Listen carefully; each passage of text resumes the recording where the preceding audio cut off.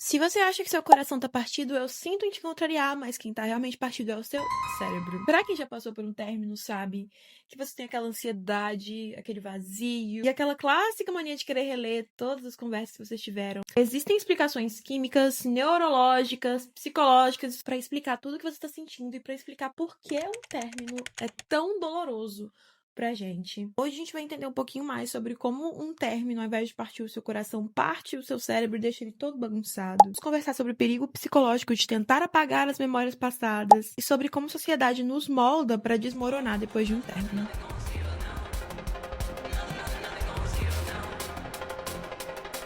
Antes de mais nada, eu quero que você saiba que a ciência valida a sua dor.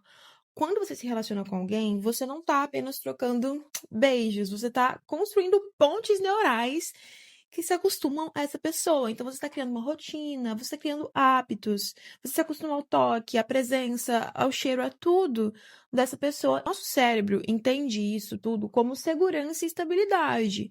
Então, quando você termina, ele não processa assim, tipo, ai, que pena, terminei com o Cleitinho. Não, ele processa como, oh meu Deus, eu perdi meu porto seguro, e agora o que é que eu vou fazer? E quem tá dizendo isso não sou eu, é uma diva estudada, a psicóloga comportamental Jo Hemmings. Ela descreve um término como uma das formas de perda emocional mais devastadoras que nós podemos sentir, porque ela desencadeia no nosso corpo sintomas muito semelhantes ao de abstinência de drogas pesadas. O corpo entra num colapso químico, tentando recuperar um estímulo que ele aprendeu a receber constantemente, só que não tá mais lá. E como mente vazia é a oficina de Satanás, quando esse estímulo não vem, é daí que a sua mente vazia começa a tentar recriar cenários onde vocês voltam. Aquele item que você largou na casa da sua ex, que você nem lembrava que existia, sabe? Você acha que é uma ótima ideia ela buscar que você precisa daquilo, senão você não vai conseguir sobreviver ao próximo dia. E você acha que para por aí? É claro que não. Neurologicamente, mortes e términos são processados na mesma área do cérebro. Então, sabe aqueles 5 estágios de luto que normalmente a gente escuta falar quando a gente está conversando sobre morte? Eles também são acionados num término. Só que quando você perde um ente querido, aquela pessoa não tá mais ali, não tem volta. Quando você termina, a pessoa ainda existe, ela ainda posta stories, ela ainda tá ali, só não tá mais na sua vida. E isso confunde o seu sistema emocional todinho. E a Jo Hemmings pontua que gerenciar esses sintomas de abstinência emocional é um verdadeiro desafio. E é diante dessa agonia física e mental que a gente começa a ter aquela vontade de esquecer. A gente só quer tirar essa pessoa de dentro da cabeça. E agora que a gente precisa falar do filme Brilho Eterno de uma Mente Sem Lembranças. Pra quem nunca assistiu o filme e eu preciso refrescar a memória, o Brilho Eterno fala de um casal, fala do Joel, que é interpretado pelo Jim Carrey, e da Clementine, interpretada pela Kate Winslet. Separam, eles terminam. E esse término é tão doloroso pra Clementine que ela resolve fazer um procedimento que promete apagar todas as memórias que você tem de uma pessoa, de algum fato que aconteceu. Ela vai fazer esse procedimento experimental que apaga todas as memórias que ela tinha do Jim Carrey. Daí, quando ele encontra ela depois de um tempo e descobre que ela fez esse procedimento, ele fica puto. E aí, o que ele faz? Ele resolve apagar as memórias da mente dele também. Eu acho que o filme, ele captura com perfeição esse sentimento que a gente tem de esquecer depois de um término. E eu tava lendo um artigo de uma diva, a Jess Desculpa, gente, eu vou deixar na tela porque o meu Duolingo de francês, ele não tá atualizado. A Jess, ela fez um artigo com percepções sobre o filme, e ela conta que após o próprio término dela, depois de se livrar das memórias físicas e digitais, ou seja, presentes e fotos, restaram as memórias do cérebro. Ela escreveu assim: a minha mente não conseguia apagar o passado tão facilmente quanto o meu computador. Eu implorava pelo mesmo procedimento do filme. Eu queria remover o meu ex-namorado de tudo. Eu queria que ele desaparecesse inteiramente, e não apenas no sentido físico. A agonia que eu sentia era excruciante. Nó, guys, pesou o clima, né? Assim, na teoria, esquecer seria liberdade. Mas a psicologia e o próprio filme nos mostram o oposto. Porque depois que eles apagam as memórias, eles voltam a se reencontrar, eles voltam a se apaixonar e eles voltam a fazer merda. O nome disso é reforço de padrão. Ou seja, enquanto você não processa a história, enquanto você não fecha esse capítulo, enquanto você tenta fugir dela ou apagá-la, o seu cérebro não raciocina, ele não consegue entender o que foi que deu errado. Eu vou te dar um exemplo bem prático do que isso significa. Sabe quando você termina o seu relacionamento e você tá sofrendo e você pensa, sabe o que eu vou fazer pra superar o Cleitinho? Eu vou conhecer alguém melhor do que ele, eu vou entrar num novo relacionamento e eu vou ficar muito bem. é aí que você acaba naquele ciclo de só se relacionar com pessoa com o mesmo defeito, com o mesmo problema. Porque o seu cérebro não fecha o ciclo. Você sempre acaba atraído pela mesma pessoa numa embalagem diferente. Então, o personagem pode ser um personagem novo, só que o enredo é o mesmo e o final, muitas vezes, é parecido. A Jess resume aqui no artigo dela o que aconteceria se o experimento de apagar memórias do filme fosse realmente possível na vida real. Ela fala: você repetiria padrões ruins, não aprenderia nada e namoraria as mesmas pessoas repetidamente, literal e metaforicamente. Você continuaria cometendo os mesmos erros da sua adolescência e cada término pareceria o primeiro. Muitas vezes que você pensar, oh meu Deus, eu preciso esquecer, eu quero que você se lembre que as suas memórias, elas não são suas inimigas. São as suas memórias, são as experiências que você teve nos seus relacionamentos passados que te levam a entender o que você ainda precisa evoluir como ser humano, o que você não quer viver de novo e os limites que você ainda precisa impor.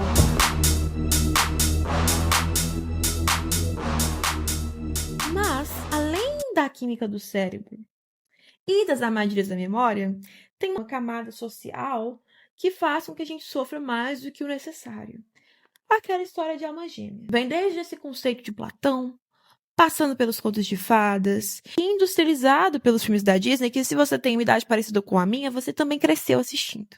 Essa ideia de amor romântico é implantada na nossa mente desde a infância. Então a gente cresce buscando e tendo esse ideal de conhecer alguém que vai nos salvar, que vai nos completar e que vai nos transformar na melhor versão de nós mesmos. Principalmente, é claro, para as mulheres, né, gente? Eu não preciso nem falar o óbvio, né? Na verdade, não. O óbvio, ele muitas vezes precisa ser dito. E é aí que tá essa grande armadilha. A individualidade e a autossuficiência não é incentivada para as meninas. Nós somos socialmente condicionadas a não conseguir nos imaginar sozinhas sem ligar essa ideia imediatamente à solidão, a fracasso. Por isso, se despedir de um relacionamento se torna um processo mutilador quando você agregou toda a sua vida, os seus planos e até mesmo a sua identidade a uma outra pessoa. Quando toda a sua visão de futuro era ligada a outro ser humano, um término deixa de ser só se despedir de alguém, se torna algo como se despedir de uma versão futura de você mesma que nunca vai existir. Nossa, beleza, muito lindo. Mas o que que eu faço com essa informação que você está me dando? Como que eu lido com essa morte na prática, sem ligar às 2 da manhã pro Cleitinho? Tem uma frase que ela é muito atribuída a Clarice Lispector, mas que na verdade não é dela, tá? Só que eu gosto muito dessa frase. Ela resume um pouquinho o que eu penso sobre términos, a minha opinião. Ela é assim: não procure alguém que te complete. Complete-se a si mesmo e procure alguém que te transborde. Mas eu gostaria de alterar um pouquinho a frase, tá? Porque ela fala, complete-se a si mesmo e procure alguém que te transborde. Eu acho que quando você se sente inteira na sua completude, você não precisa procurar ninguém. O que eu diria seria, complete-se a si mesma e viva experiências que te transbordem. Deixa de tratar uma outra pessoa como uma necessidade de posse, como uma muleta emocional. E caso outra pessoa apareça na sua vida, você trata ela como mais uma das experiências incríveis que você já vive. Não, beleza, quero me completar, quero me transbordar, mas como é que eu faço isso na prática? Tem um filme da Julia Roberts, que é o Comer, Rezar e Amar, que ela termina com o marido dela, depois de muitos anos.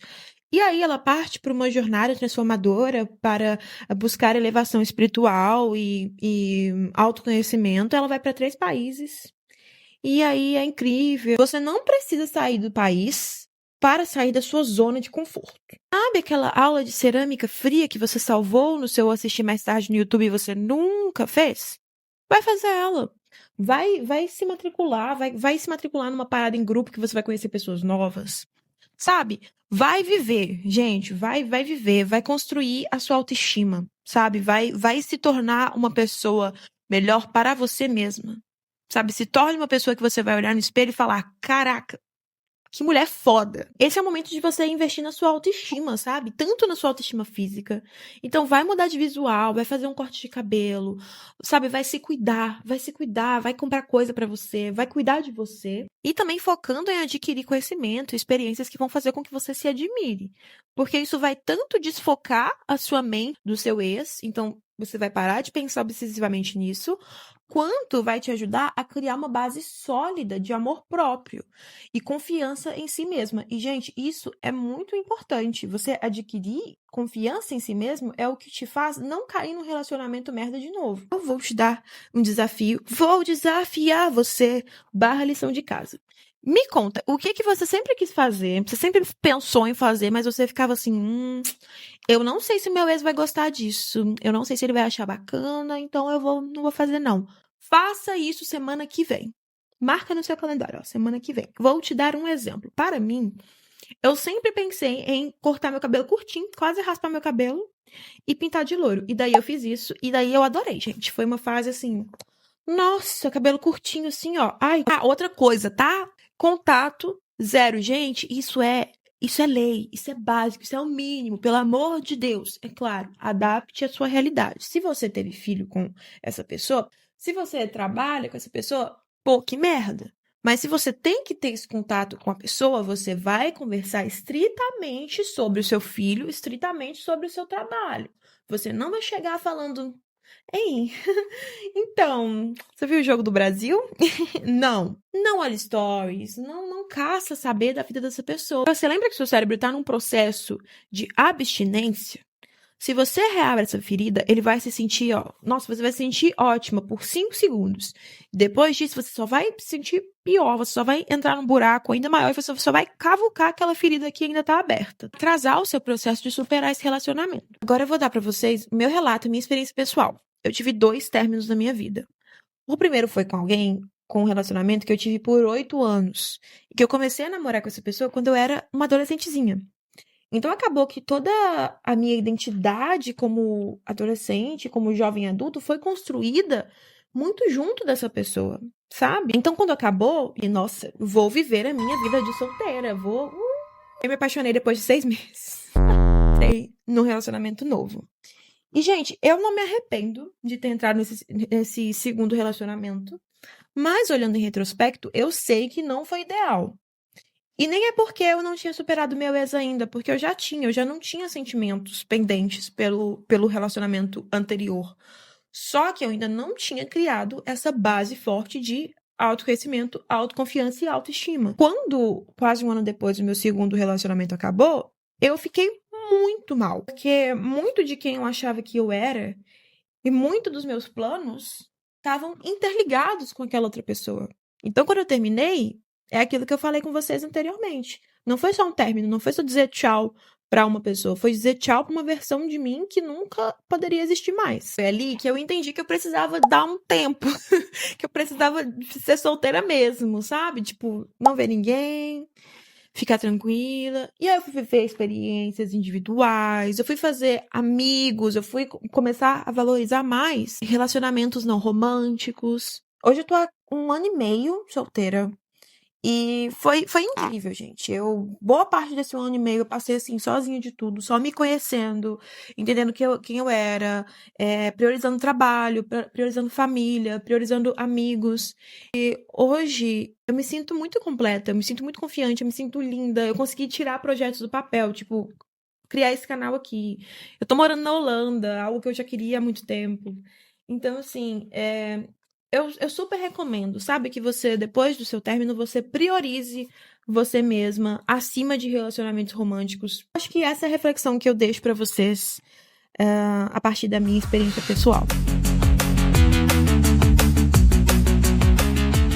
A Lana Del Rey, ela canta em Summertime Sadness que ela vai sentir a falta dessa pessoa para sempre. Can miss you forever, like the stars miss the sun in the morning sky. Mas isso não é verdade, tá bom? Então vamos fechar aqui com a questão quanto tempo vai levar para eu superar esse término, para a gente conseguir acalmar um pouquinho esse seu coraçãozinho sofredor, ok? Então vamos lá. Um estudo da Universidade de Minnesota acompanhou pessoas pós-término. E eles descobriram que leva cerca de 11 semanas, mais ou menos 3 meses, para que alguém comece a registrar sentimentos mais positivos e menos dolorosos em relação a uma separação. E, gente, registrar sentimentos menos dolorosos. Aqui não tá falando de superar 100%, tá? Porque isso aí é outra história. Mas, depois de 3 meses, você já vai se sentir melhor, tá bom? Então, eu acho que é reconfortante saber disso. E é claro que essa cura não é linear e que depende de muitos fatores. Depende da sua rede de apoio, depende se você tá indo ali cutucar a ferida e reabrir aquela ferida. É o que eu falei. Quanto mais você volta, conversa com seu ex e vê foto e repete isso, mais tempo demora para você conseguir superar de vez. Aquela ideia de, você demora metade do tempo que você ficou com a pessoa pra superar ela. É mentira. Vai passar, o seu cortisol vai baixar, o seu cérebro vai se reorganizar e a sua vida vai voltar a andar, principalmente se você seguir os passos que eu deixei aqui pra você, tá? Menina, você segue os passos que eu deixei aqui pra você.